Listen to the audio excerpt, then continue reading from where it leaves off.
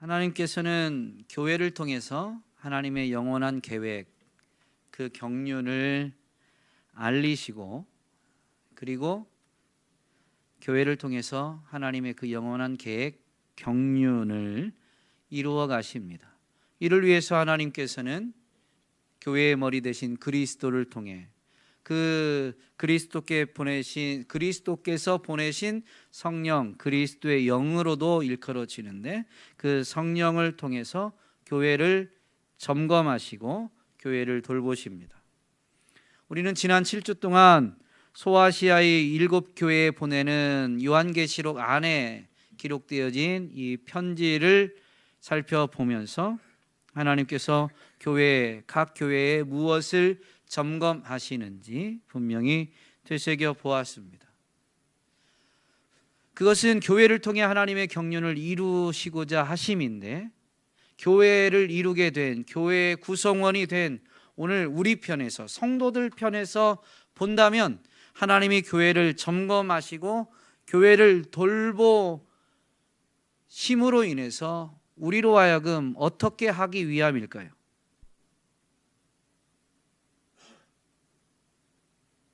질문이 참 어렵습니다. 질문 자체가 어려워요. 뭘 묻는지 지금 애매모호하시죠? 근데 이 소아시아 7교회에 보내는 편지를 살펴보면서 저는 이제 무엇을 점검하시는 건가라는 부분에 초점을 두어서 말씀을 살펴보았는데요. 소아시아 7교회에 보내는 편지에서 반복적으로 울려 퍼지는 이 말씀이 있습니다. 두 가지인데, 이기는 자에게는 이라는 표현입니다. 그리고 주어지는 약속은 각 교회마다 조금 다르지만 그것이 나타내는 것은 궁극적으로 같습니다. 어쨌든 이기는 자에게는 이라고 하시면서 주신 약속이 있고, 그리고 또 반복적으로 울려 퍼지는 말씀이 있는데, 성령이 교회들에게 하시는 말씀을 들을지어다 라는 말씀입니다. 이게 7교회에 공통적으로 반복되어졌어요. 그렇다고 보면 그 교회, 또 교회를 이루는 성도들에게는 하나님이 어떻게 하시기 위해서 그 교회를 지금 이렇게 점검하신 거예요? 이기게 하시기 위해서.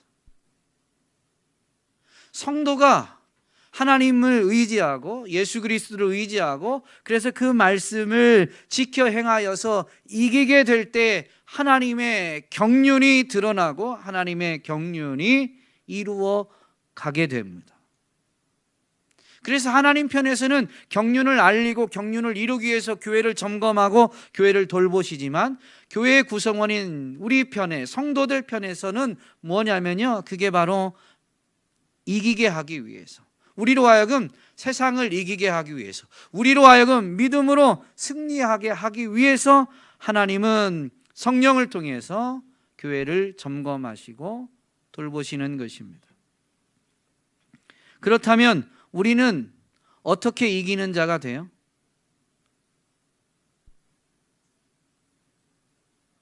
믿음이 뭔데요?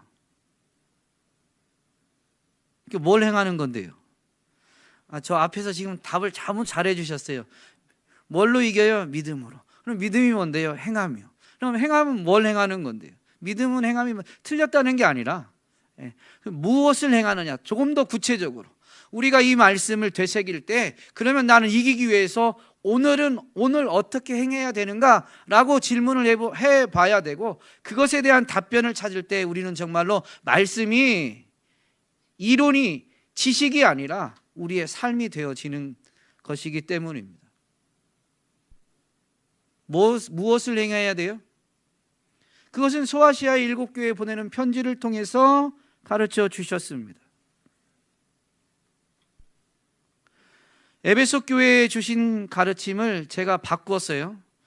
각 교회마다 칭찬이 있고 책망이 있는데, 칭찬한 것은 계속 잘하라 라는 말씀이 있고, 책망한 것은 그것에서 이제 돌이켜라 라는 말씀입니다. 그러면 이기는 자가 된다는 거예요.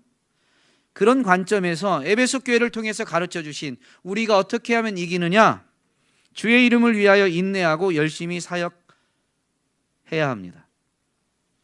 거짓된 가르침을 분별하고 멀리해야 합니다. 그리고 처음 사랑을 회복해야 합니다. 그러면 이기는 자가 됩니다. 서머나 교회에게 가르쳐 주신 가르침을 보면 환난 중에도 끝까지 충성해야 합니다. 그러면 이깁니다. 궁핍한 중에도 감사해야 합니다. 그러면 이깁니다. 버가목 교회를 통해서 가르쳐 주신 가르침은 환난 중에도 믿음을 저버리지 않아야 합니다. 세상과 타협하게 하는 거짓 가르침을 따르지 않아야 합니다. 두아디라 교회를 통해서는 사랑과 섬김과 인내가 갈수록 커지고 깊어져야 합니다. 우상 숭배와 음행은 회개해야 합니다. 사대교회를 통해서 가르쳐 주신 이기는 자 되는 것은 말씀과 복음을 되새기고 지켜 행하는 것입니다. 빌라델피아 교회를 통해서는 말씀을 인내함으로 지켜 행하는 것이요, 더욱 깨어 기도하는 것이요, 복음을 들고 세상에 나가 복음을 전파하는 것이 이기는 것입니다. 라오디게아 교회를 통해서는 성도로서, 교회로서 본질을 회복해야 합니다.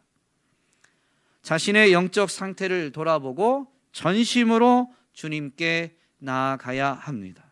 그럴 때 교회는, 성도는 이기는 자가 되는 것이죠. 이것을, 그리고 이 부분에서 언급하진 않았지만 소아시아의 7교회에 보내는 편지 이 시작 부분을 보면 주님은 그 교회에 맞게 자기 자신을 계시하셨고, 그 자기 자신을 계시하신 것이 그 교회를 점검하셔서 교회로 하여금 이기는 자가 되도록 주시는 이 처방에 연결되어지는 합당한 면으로 자기 자신을 계시하신 것을 분명히 되새겨 보았었는데요.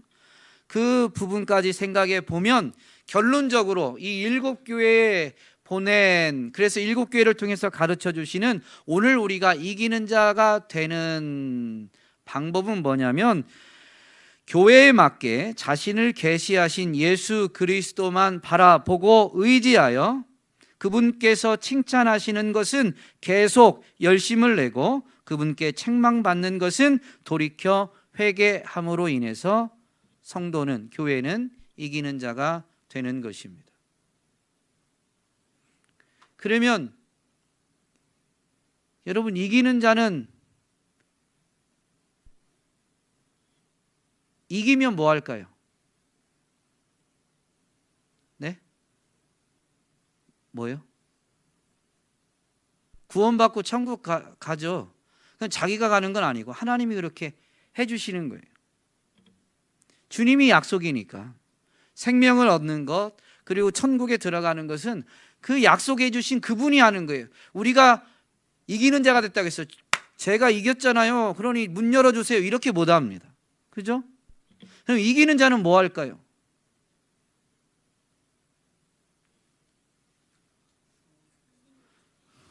이제는 좀 꿍짝이 좀 맞는 것 같아요. 네. 이겼으니까 이긴 것을 기뻐하면서 노래하게 됩니다.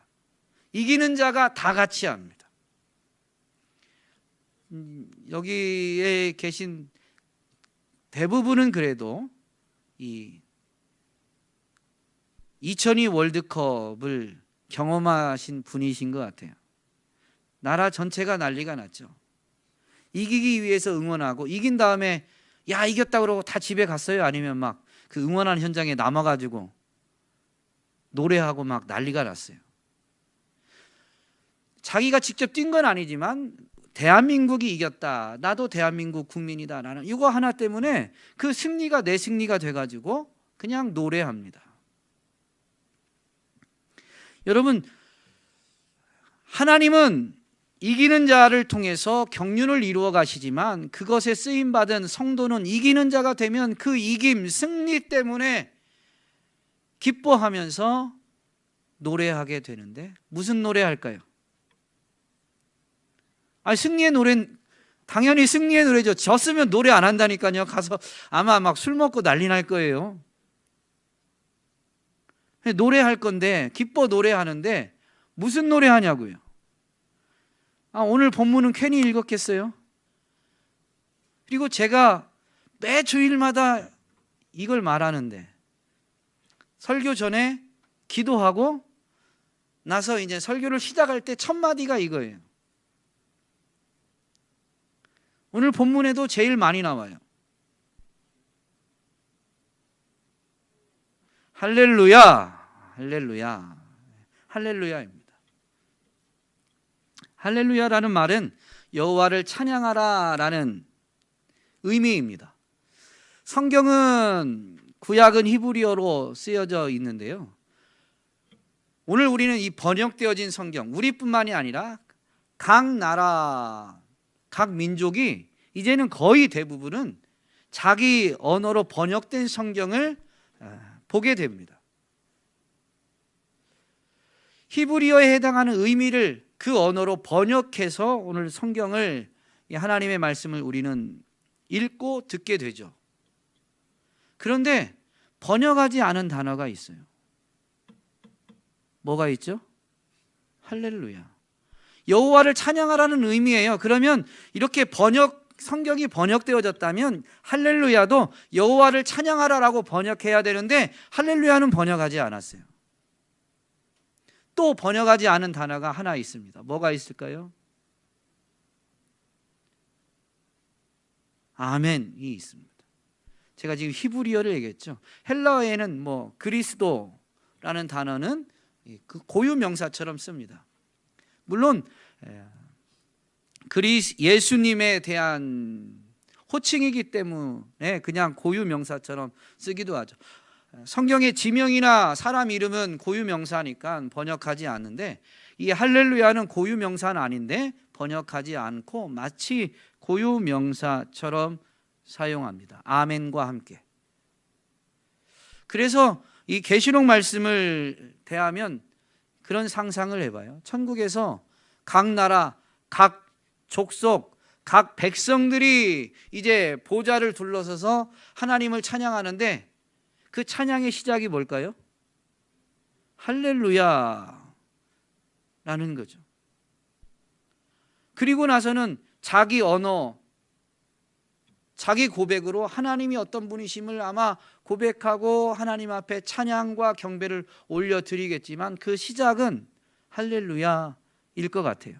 성경에 그렇다라고는 없지만 환상을 통해서 가르쳐 주시는 거나 언어가 번역되지 않은 거나 지금도 할렐루야는 어느 나라 어느 민족이든 그대로 사용하는 것을 보면 할렐루야가 천국에서도 그대로 쓰여지지 않을까 혼자 한번 생각을 해봅니다. 신기한 건 이 신약 성경에 할렐루야가 몇 번 나올까요?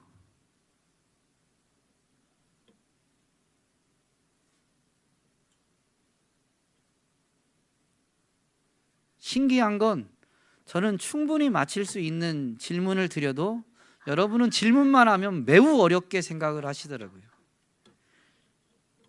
신기한 건 신약 성경의 할렐루야가 오늘 여기밖에 없어요. 구약에는 있는데 그래서 말씀드리는 거예요. 신기해요.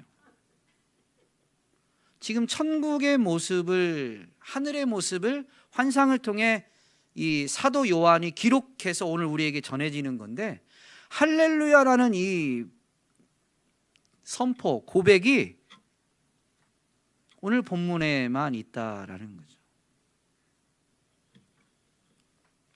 이 할렐루야 찬양이 언제 이루어지는가라는 것을 깨달을 때 우리는 삶에서도 할렐루야 그냥 이 통상적으로 남이 하니까 그런 게 아니라요. 정말로 우리 중심에서 여호와를 찬양하라라는 이 기쁨의 탄성으로 할렐루야를 정말로 사용하고 외치면서 하나님께 영광 돌릴 수 있을 것입니다. 1절을 보면 이 일 후에라고 되어 있습니다. 이 일은 앞에 17장, 18장의 사건을 말합니다. 17장에서는 큰 음녀가 하나님께 심판받는 내용이 나오고 18장은 바벨론이 심판을 받는 내용입니다. 그런데 큰 음녀와 바벨론이 다른 존재가 아니라 비유적으로 설명하는 거예요. 교회를, 성도를 미혹하고 박해하는, 그래서 하나님 나라의 관점에서 보면 하나님 나라의 대적을 나타내는 표현이 큰 음녀고 바벨론입니다. 큰 음녀는 주로 성도를, 교회를 미혹하는 일을 할 때 비유적으로 큰 음녀, 그래서 성도로 하여금 그 미혹, 달콤한 말에 속아서 음행을 저지르는 것, 하나님이 아닌 다른 것을 의지하고 따라가는 것이 영적으로 음행이죠. 그래서 음행을 저지르게 하는 성도를, 교회를 미혹하는 그 대상, 적을 비유적으로는 큰 음녀로 말하는 거고, 바벨론은 구약으로 보면 이 메소포타미아 지역에서 나중에 강한 힘을 가진 나라입니다. 그래서 하나님이 이스라엘이 범죄하고 우상숭배하며 음행하게 되자 바벨론을 하나님의 칼로 사용하셔서 이스라엘을, 남유다를 심판하는 도구로 쓰시게 되죠. 하나님의 백성의 입장에서 보면 자기들을 힘으로 핍박하는 대적이 바벨론이었어요. 물론 궁극적으로는 하나님의 심판의 도구였지만 선지자들의 선포를 보면 그런 도구일지라도 어쨌든 하나님의 백성을 피 흘리게 만들었기 때문에 나중에 그 바벨론도 그들의 죄악 그대로, 그리고 하나님의 백성을 피 흘리게 한 그대로 그들도 피 흘리며 하나님의 심판을 받게 되어지죠. 역사적으로도 하나님의 말씀이 그대로 이루어져서 바벨론이 멸망하게 되었습니다. 어쨌든 이 바벨론이라는 계시록에서의 표현은 하나님의 백성, 즉 신약에서 하나님의 나라를 이룬 하나님의 백성은 교회의 성도들인데요, 그 성도들을 핍박했던, 힘을 가지고 핍박했던 교회의 대적을 비유적으로 말하는 것입니다. 교회의 성도들의 대적을 하나님이 심판한 후에 하늘의 허다한 무리가 먼저 찬양합니다. 즉, 이 심판, 이 환상은 하늘에서 이루어진 일이에요. 아직 땅에서 이루어진 게 아닙니다. 어쨌든 하나님이 하늘에서 그 뜻을 정하시고 그 뜻을 이루시자 하늘에 있는 허다한 무리가 뭐라고 성도들의 대적을 심판하는 그 일을 하늘에서 먼저 정하시고 이루시자 그 하늘에 있는 허다한 무리, 성도들 중에 앞서서 이미 하나님 나라에 들어간, 천국에 올라간 사람들인 거죠. 그 허다한, 하늘에 있는 허다한 무리가 이렇게 찬양하게 됩니다. 할렐루야, 할렐루야 하면서 이제 찬양하는 이유가 뒤에 나오죠. 구원과 영광과 능력이 우리 하나님께 있도다. 구원과 영광과 능력이 뭐냐면요, 이어지는 2절입니다. 그의 심판은 참되고 의로운지라 음행으로 땅을 더럽게 한 큰 음녀를 심판하사 자기 종들의 피를 그녀의 손에 갚으셨도다. 교회가 피 흘린, 교회가 핍박을 받은, 어려움을 겪은 그것을 이제 하나님이 다 보시고 아셨다가 교회는, 그 성도들은 어떤 사람들이냐면요, 그리스도의 대속의 은혜로 죄사함을 받은 의인입니다. 행위가 도덕적으로 의롭다라는 의미가 아니라 하나님과의 관계에서 의인들이에요. 그런데 그런 의인들을 핍박한, 피 흘리게 만든 큰 음녀 바벨론이 심판을 받게 된 것이죠. 이것이 구원입니다. 하나님의 백성에게는 그 대적을 심판하는 것이, 대적으로부터 벗어나게 되니 구원인 거예요. 이 선포가 계시록에는 반복적으로 울려 퍼지는데 12장 10절에 보면 이렇게 선포되어지는 말씀이 있습니다. 내가 또 들으니 하늘에 큰 음성이 있어 이르되 이제 우리 하나님의 구원과 능력과 나라와 또 그의 그리스도의 권세가 나타났으니 우리 형제들을 참소하던 자 곧 우리 하나님 앞에서 밤낮 참소하던 자가 쫓겨났다. 큰 음녀든 바벨론이든 또 하나님 앞에서 성도들을 참소하는, 거짓말로 고소하는 이 마귀 사탄이죠. 그것이 이제 성도들 앞에서, 그리고 하나님 앞에서 쫓겨나게 되는 이 하나님의 심판이 이루어지는 것이 하나님의 구원과 능력과 영광이 드러나는 것입니다. 그래서 하늘에서 하나님의 구원의 역사가 이루어지자 하늘에서 이미 구원받았던 그들은 할렐루야! 구원과 영광과 능력이 하나님께 있습니다 라고 찬양하고 있는 것입니다. 여러분, 우리는 천국 가면 영원히 뭐 하면서 살아요? 찬양하면서 살아요. 세상에 안 쉬고 찬양해, 땅에서 음악을 별로 안 좋아하는 사람들은 되게 천국이 괴로운 것처럼 생각될 수 있는데요, 그 노래한다는 어떤 그게 중요한 게 아니라 핵심은 할렐루야 찬양을 하는 거예요. 하나님의 구원과 영광과 능력이 나타나서 그 혜택을 받았기 때문에 할렐루야가 터져 나오는 거예요. 이미 구원받은 자들은 하나님이 그것을 하늘에서 결정하시고 행하시자 이것이 마땅히 찬양해야 할 이유가 되어서 하늘에 있는 허다한 무리가 찬양한 것입니다. 이어지는 두 번째 할렐루야는 3절에 있는데, 두 번째로 할렐루야 하니 그 연기가 세세토록 올라가더라. 찬양한 무리는 똑같습니다. 하늘에 있는 허다한 무리가 두 번째로 이어서 할렐루야 했는데, 두 번째로 할렐루야 하는 그 이유는 뭐냐면 그 연기가 세세토록 올라간대요. 그 연기는 어떤 연기일까요? 그라는 이 관사는 앞에 있는 걸 분명히 가리키는 표현이죠. 뭘까요? 오늘 본문에는 앞에 1, 2절 안에는 연기는 안 나와요. 그런데 17장과 18장, 이후에라고 하는 이 표현이 가리키는 17장과 18장, 특별히 18장에 보면 바벨론을 심판하면 어떻게 되냐면, 바벨론은 힘이 있는 나라잖아요. 구약 성경을 보면 한 나라를 하나님이 심판할 때 심판의 방법이 뭐가 있죠? 한 나라를 심판할 때 전쟁과 기근과 질병이, 전염병이 있습니다. 특별히 한 나라에 대한 이 뭐라고 해야 될까요? 하나님의 진노를 다 쏟아내는 심판은 전쟁입니다.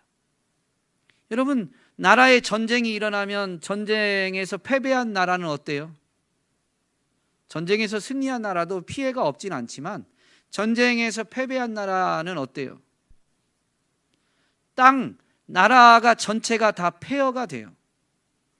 폐허가 된 것을 멀리서는 어떻게 알게 되냐면 그 땅에, 그 성에, 그 마을에 연기가 올라요.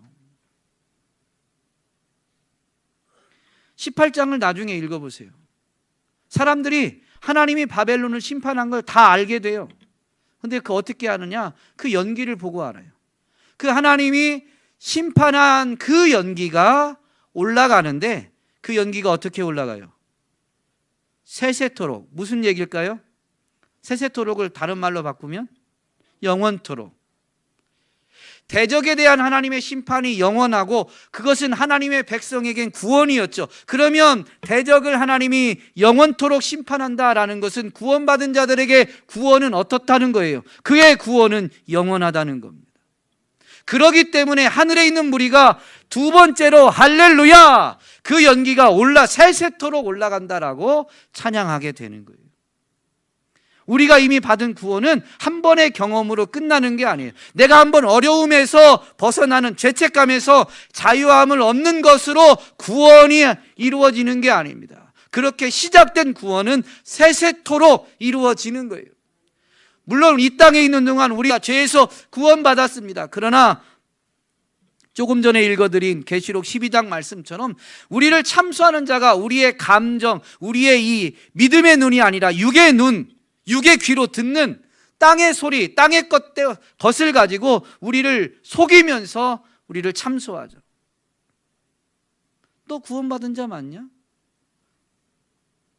하나님도 너처럼 하면 끝까지 구원 안 해주셔. 너 구원받은 거 아니야 라고 우리를 속이고, 하나님께는 뭐라고 참소하냐면, 보셨죠? 죄송합니다 하준일 집사님, 그냥 이름만 빌려서 사단이 참소하는 거예요. 저기 세종시에 있는 하준일 집사 보셨죠? 주일날 그렇게 찬양 인도하면서 뜨겁게 예배하더니 월요일날 직장 가자마자 막 불평하고. 그렇다는 게 아니라 사단이 그렇게 참소하는 거예요, 우리의 행위를 가지고. 그런데 그 사단의 거짓말에 여러분 속을 필요가 없어요. 하나님은 우리의 행위도 보시지만 우리의 중심을 보십니다. 우리의 중심을 보십니다. 그래서 지금 저 마음, 하준일 집사님이, 제가 그냥 예로 든 것뿐인데 그 말에도 주여 참 그런 모습이 내 안에 있는데 하면서 스스로 부끄러워하고 스스로 아파하고 스스로 속상해하는 그 마음, 그건 뭐예요? 정말로 하나님의 말씀, 하나님의 뜻을 따라서 항상 기뻐하고 쉬지 않고 기도하고 범사에 감사해야 되는데 나는 그게 왜 안 될까? 라는 그 마음이 있는 거죠. 그 중심을 하나님이 보시는 거예요. 여러분, 우리의 구원이 영원토록 이루어진다라는 것이 영적인 진리인데, 이건 하늘에서 선포되어진 건데, 이 땅에서도 우리가 이것을 되새기게 되면 우리도 할렐루야라고 하나님을 찬양할 수 있는 것입니다. 이어지는 할렐루야 찬양은 24장로와 네 생물이 하는데요, 이 24장로와 네 생물은 보좌에 가까이 있는, 보좌에 둘러선 이 존재들, 천상의 존재들입니다. 그래서 하늘에서 보좌를 향해서 찬양이 울려 퍼질 때 그 찬양을 주도하는 존재들이 바로 이 24장로와 네 생물인데요, 이 24장로와 네 생물은 할렐루야 찬양을 뭐라고 해요? 아멘. 여러분, 아멘의 뜻이 뭐죠? 진실로 그러하다 또는, 진실로 그러하다라는 것은 무슨 말이에요? 바뀐다는 얘기예요, 안 바뀐다는 얘기예요? 안 바뀌어요. 변함이 없어요. 그래서 시간적으로 보면 진실로 그러하다라는 고백은 무엇과 같은 거냐면, 그것은 그대로 됩니다라는 고백이에요. 이게 아멘의 의미입니다. 여러분, 하나님의 말씀을 받을 때 하나님의 말씀이 진리입니다라는 동의가 있을 때 아멘도 해야 되지만, 하나님의 말씀이 내 삶에도 그렇게 되기를 원합니다, 그 말씀은 불변의 진리니까. 그래서 그 동의와 함께 내 삶에도 정말로 그렇게 되기를 원하는 소원이 있다면 하나님의 말씀을 받을 때 아멘으로 받으셔야 돼요. 아멘의 그 의미가 있어요. 그러면 하나님의 역사는 어떻다고요? 너의 믿음대로 되리라. 여러분, 우리가 말씀을 받는 게 아멘으로 받는 게 얼마나 중요한지 몰라요. 우리 세종은혜교회 성도님들은 다 양반의 후손들만 계셔가지고 하나님의 목사의 설교, 제가 제 얘기를 하면 아멘 하면 안 돼요. 성경을 인용해도 저건 목사가 자기 욕심 채우려고 하는데 그런 생각이 들면 아멘 하면 안 돼요. 목사가 나를 쳐다보고 있어서 나랑 눈이 마주쳐서 아멘 하면 안 됩니다. 그거는 잘못된 거죠. 그런데 이 말씀이 기록되어진 하나님의 말씀이 분명하다, 그 말씀이 진리다라고 생각이 들면 여러분, 아멘 하는 게 하나님께 영광입니다. 그리고 그 아멘은 내게도 유익한 거예요. 내가 동의했으니까 내 믿음대로 돼요. 그 말씀이 내 삶에도 그대로 되어지는 것이죠. 그래서 하늘에서 이 24장로와 네 생물이 아멘 할렐루야 한 것은 무슨 얘기냐면, 이 앞에 하늘에 있는 허다한 무리가 아멘 할렐루야 구원과 영광과 능력이 하나님께 있습니다 라고 했던 그것이 그대로 된다라는 의미죠. 그래서 할렐루야 하는 거예요. 하늘에서 뜻이 이루어진 것처럼 여러분, 하늘에서 이루어진 뜻은 그대로 되는데 어디에서 그대로 될까요? 땅에서도 그대로 됩니다. 그래서 24장로와 네 생물이 아멘 할렐루야 하자 5절에 보면 어떤 일이 일어나냐면 보좌에서 음성이 나서 하나님의 종들 곧 그를 경외하는 자들을 향해서 너희들아 작은 자나 큰 자나 다 우리 하나님께 찬송하라 라는 명령이 선포되어집니다. 하늘에서 뜻이 이루어졌어요. 그러면 이제 그것이 아멘이에요. 땅에서도 그대로 될 것이에요. 그렇기 때문에 하나님이 보좌로부터 땅에 있는 자들에게 명령이 선포되어지는데 하나님께 찬송하자, 찬송하라라는 것입니다. 이 명령 이후에 6절에 또 내가 들으니, 지금 이건 환상 중에 사도 요한이 깨닫는 건데, 그래서 그 환상중을 통해서 사도 요한이 듣는 게 뭐냐면 허다한 무리의 음성과도 같고 많은 물소리와도 같고 큰 우레소리와도 같은 소리로 허다한 무리가 찬양을 하는데 할렐루야 찬양을 합니다.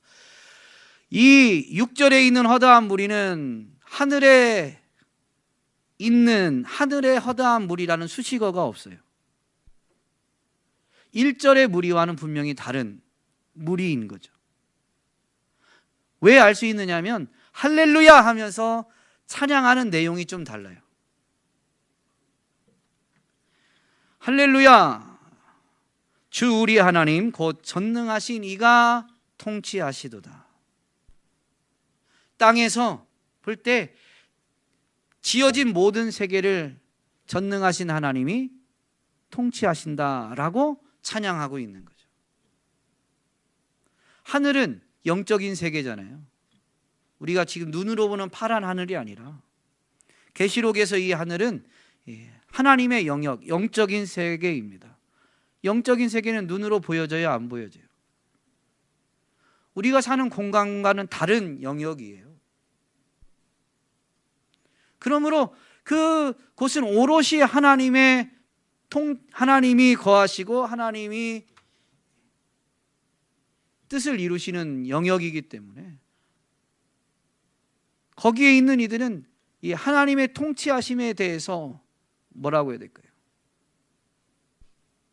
새로 깨닫거나 그것을 찬양의 이유로 이렇게 받아들이지 않습니다. 그건 그냥 그런 거예요. 원래부터 그런 곳입니다.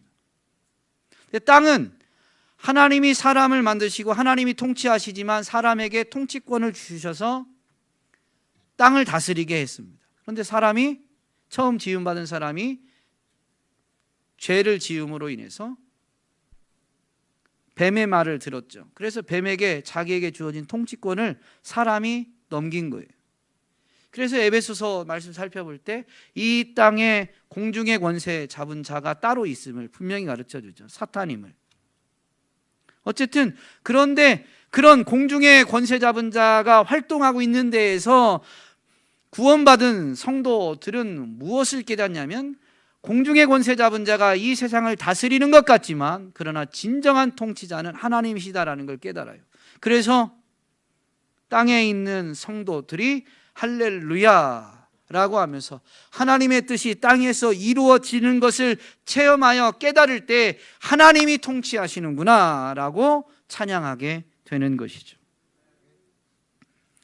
그러한 찬양의 최종 이 내용이 뭐냐면 하나님의 통치하심을 깨달으면서 그 말씀에 순종하여 나아가는 그 성도들이 결국엔 어린 양의 신부가 된다라는 데 있습니다.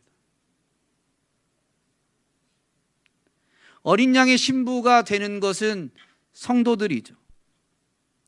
그런데 9절은 어린 양의 신부가 아니라 어린 양의 혼인잔치에 초대받은 손님으로 참여하는 것으로, 혼인잔치에 참여하는 것으로 설명됩니다. 어쨌든 한 가지 중요한 것은 어린 양이신 예수 그리스도와의 이 연합, 그로 인한 기쁨의 자리에 함께 한다라는 것입니다. 이것이 하나님의 통치하심을 확인하는, 그리고 하나님의 통치하심이 우리는 이 땅에 있는 동안 때로는 깨달아졌다가 때로는 의심됐다가 하지만 그것이 완성되어지는 게 뭐냐면 바로 이 어린 양의 혼인 잔치. 그래서 그리스도와의 온전한 연합으로 인해서 기쁨을 온전히 누리게 되는 것, 그게 바로 하나님의 통치의 완성인 것이죠. 땅에 있는 이들이 그 하나님의 통치하심을 깨달을 때 터져 나오는 찬양이 바로 할렐루야, 우리 하나님 곧 전능하신 이가 통치하신다라는 것이죠. 그러한 이들은 하나님이 통치하심을 통해서 어린 양의 신부로서 준비시켜 주십니다. 신부는 혼인잔치, 혼인을 하려면 혼인식에 무엇을 입어요? 하얀 드레스를 입죠. 근데 성경에서는 그게 오늘 본문을 보면 빛나고 깨끗한 세마포입니다. 이 빛나고 깨끗한 세마포가 다른 데에서는 흰 세마포라는 표현으로도 사용되어집니다.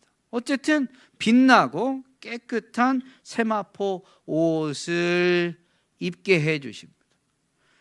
8절 말씀을 보면 그에게 빛나고 깨끗한 세마포 옷을 입도록 허락하셨다. 이게 하나님의 통치하심이에요. 7절을 보면 어린 양의 혼인 기약이 이르렀고 그의 아내가 자신을 준비했대요. 혼인 예식에 맞춰서 자기가 드레스를 마치고 자기가 준비하지만 그것을 궁극적으로 허락하신 분이 하나님이시다라는 거죠. 두 가지 이 표현이 주체가 조금 다르다 보니까 한 혼인식에 대한 이 주체가 다르다 보니까 서로 상충되는 것처럼 보이지만 하나님은 하나님의 역사를 이루실 때 우리의 자유의지를 빼앗지 않으십니다. 우리의 자유의지를 침해하지 않으세요. 우리의 자유의지, 우리의 의지를 100% 존중하시면서 하나님은 하나님의 뜻을 이루어 가십니다. 이해가 잘 안 되세요? 어떻게 그렇게 하시냐? 빌립보서 2장 13절 말씀에서 잘 가르쳐줘요. 너희 안에서 행하시는 이는 하나님이시니 자기의 기쁘신 뜻을 위하여 너희에게 소원을 두고 행하게 하신다. 그러니까 우리는 우리가 소원을 가지고 뭔가 행하게 되는데 그 소원을 사실은 우리 안에 계신 하나님이 우리에게 주시는 것입니다. 조금 전에 예화로 들었던 하준일 집사님이 제가 안 좋은 걸 그냥 이렇게 예로 들었는데도 불구하고 주여라고 하는 탄식, 그럼 그 안에 담긴 소원은 뭐냐면 아까도 설명드린 것처럼 항상 기뻐하고 쉬지 않고 기도하고 범사에 감사해야 되겠다라는 거예요. 그러면 하준일 집사님이 자연인 하준일이 처음부터 날 때부터 그런 소원을 가지고 그런 꿈을 꾸고 살아왔느냐? 아니에요. 예수 그리스도의 대속의 은혜를 입고 그분을 영접했을 때 그분이 영을 통해서 내주하면서 우리에게 가지게 해주신, 우리에게 불어넣어 주신 소원이에요. 그리고 그분이 주신 소원을 우리가 받아들인 거예요. 그분이 주신 감동을 내가 받아들여서 나의 소원으로 삼은 거예요. 이게 하나님의 일하심입니다. 그래서 그 하나님의 소원을 따라 성도들이 살아가는 삶이 뭐냐면 옳은 행실입니다. 행위의 완벽함이 아니라 하나님이 주시는 감동, 하나님이 주시는 가르침, 하나님이 불어넣어 주신 소원을 나의 소원으로 삼고 그래서 하나님을 기뻐하시는 삶을 살고자 하는 그것이 곧 옳은 행실이라는 거예요. 도덕과 윤리적으로 행위의 완벽함이 옳은 행실이 아니라, 그러므로 여러분, 연약한 우리, 미혹을 쉽게 받는 우리, 그런 우리가 이기는 자가 되는 핵심은 소아시아 7교회 보내는 편지를 통해서 되새긴 것처럼 회개하는 데 있는 거예요. 마음을 돌이키는 데, 세상의 거짓말에 흔들렸을 때 돌이키는 것, 내 육체의 욕심에 이끌렸을 때 돌이켜서 성령님의 소원은 대로 행하고자 하는 돌이킴, 회개에 정말로 이기는 비결이 있는 것이죠. 그리고 우리가 이렇게 이길 때 하나님은 우리를 그리스도의 신부로 빛나고 깨끗한 세마포 옷을 입게 해 주시는 것이죠. 오늘 저와 여러분이 이기는 자가 되어서 혼인에 합당한 예복을 준비하고 혼인잔치에 참여하여서 할렐루야로 찬송을 부르며 9절 말씀에 있는 부분으로 말씀을 마무리합니다. 복 있는 자가 되기를, 인사말이 아니라 복 있는 자가 되기를 주님의 이름으로 축복합니다.